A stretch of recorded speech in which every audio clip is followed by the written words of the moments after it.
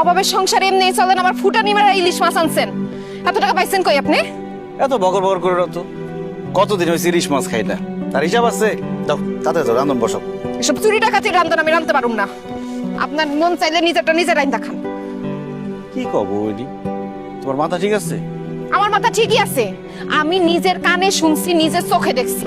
আপনারা কি মনে করছেন আপনারা বাপ পুতে মিলে কই গেছেন আমি জানি না? কার জানি গলা কাটছেন আল্লাহ মাহবুব জানে। ও সারাটা জীবন খালি ভুলি বুঝে গেল। বাপ পোলায় রাত্রেবেলায় গেছিলাম অন্য কামে, আর এই বাজার সদাইগুলো এসে নিয়ার কলিরও সিলাই। মিয়ার বেটা আইছিল, তার পুলার বিয়া, নিয়ার কলিরে হায়ার করতে আইছে, 5,000 টাকা কন্টাক্ট হয়েছে। আমি কইছিলাম অর্ধেক বায়না করতে, বড়লোক মানুষ তো, বড়লোক মানুষের বড় মন, পুরো টাকাটাই দিয়ে গেছে। ওই টাকা দিয়েই বাজার করলাম, নিয়ার কলি খাওয়ান কিনলাম। যাও তাদের ইলিশ মাছ রান্ধো, কতদিন খাই না। আমি পুকুর থেকে ডুব মেরে আহি।